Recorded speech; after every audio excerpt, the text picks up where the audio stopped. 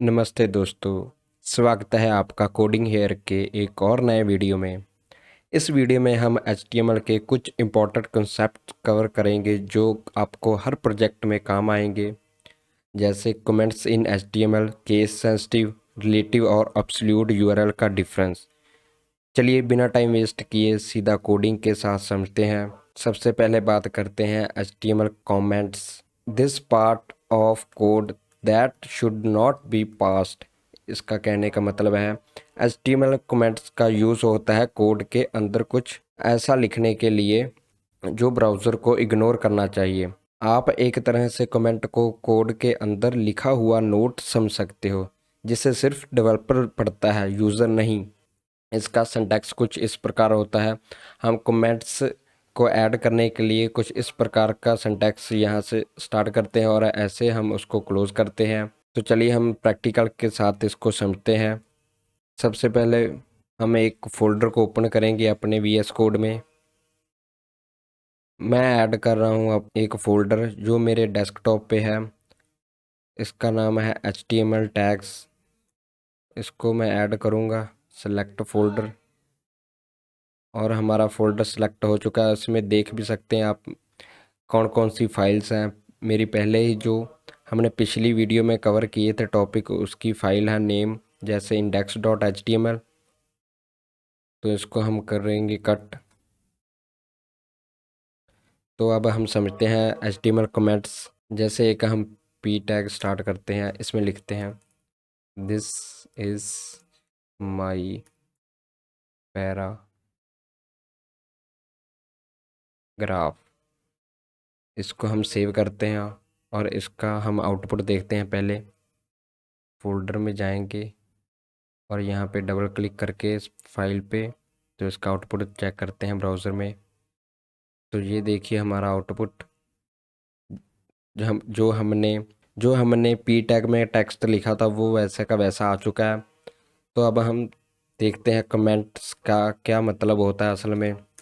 जैसे हमने कुछ इन्फॉर्मेशन देनी होती है अपने कोड में, जैसे यहाँ पे मैं लिख रहा हूँ दिस इज़ पैराग्राफ इज़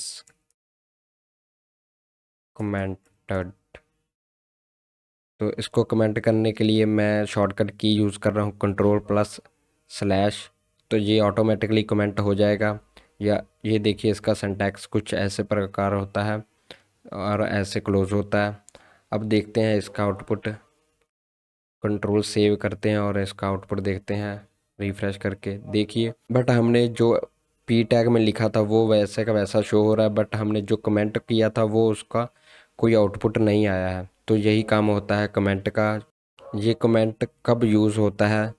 जब आप अपने कोड को समझाने के लिए नोट्स रखना चाहते हो, या फिर जब किसी लाइन ऑफ कोड को टेम्परेली डिसेबल करना हो, या फिर जब आप किसी और डेवलपर को एक्सप्लेनेशन देना चाहते हो। ब्राउज़र कमेंट्स को इग्नोर करेगा, कोई आउटपुट नहीं दिखाएगा, बस इसका यही काम होता है। अब बात करते हैं HTML के एक इंटरेस्टिंग कॉन्सेप्ट की, case sensitive. HTML is not case sensitive, meaning अगर आप कंफ्यूज होते हैं कि HTML टैग अपर केस में लिखें या फिर लोअर केस में, तो समझ लीजिए HTML केस सेंसिटिव नहीं होता। इसका मतलब है जो आपने स्मॉल में लिखा है वो आप कैपिटल में लिखेंगे तो कोई फ़र्क ज़्यादा नहीं पड़ेगा। जैसे हमने p टैग को स्मॉल में लिखा और p टैग को कैपिटल में लिखा, तो HTML में इसका कोई ज़्यादा डिफरेंस नहीं होता, तो कोई फ़र्क नहीं पड़ता आउटपुट पे।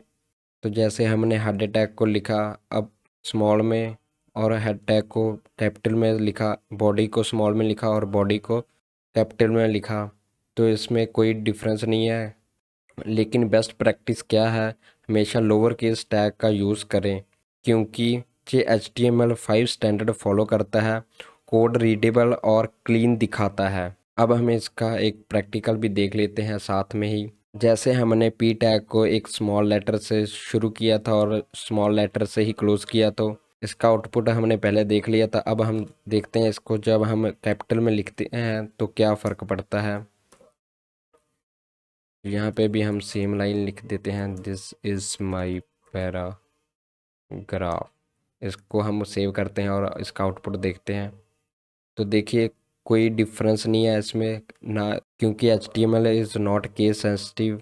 बट हमें हमेशा लोअर केस में टैग यूज़ करने चाहिए, क्योंकि इससे कोड रीडेबल और क्लीन दिखाता है।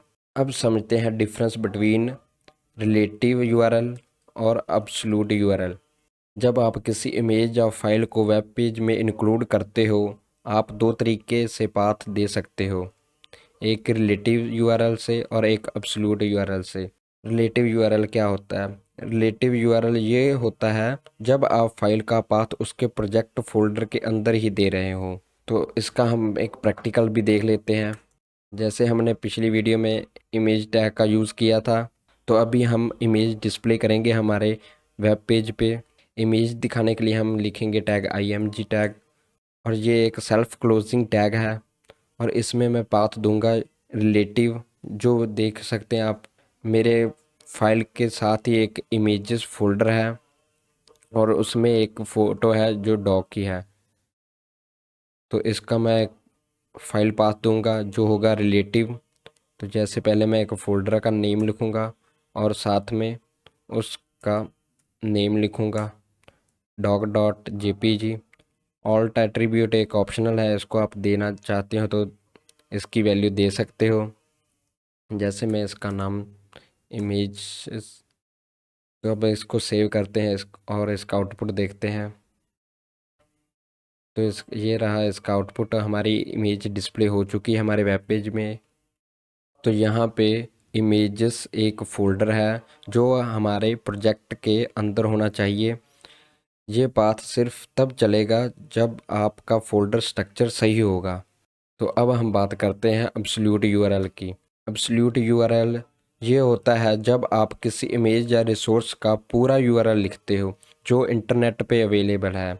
जैसे यहाँ पे हमने इंटरनेट से कोई इमेज का पाथ दिया है सोर्स एट्रीब्यूट में, और ऑल्ट में हमने ऑप्शनल वैल्यू दी है। वो आप चाहते हो तो दे सकते हो, नहीं चाहते तो वो आपकी मर्जी है।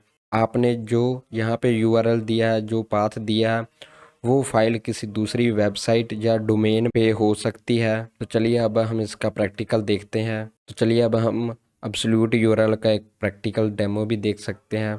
तो सबसे पहले हम एक img टैग लेंगे और इसके सोर्स एट्रीब्यूट में हम ऑनलाइन इमेज लेंगे पहले कोई। जैसे मैं डॉक इमेजेस सर्च करता हूँ और इसका मैं फाइल पाथ लेना चाहता हूँ।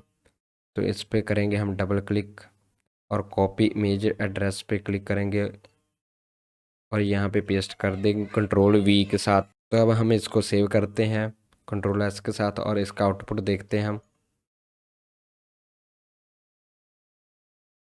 तो इसका आउटपुट कुछ इस प्रकार आता है।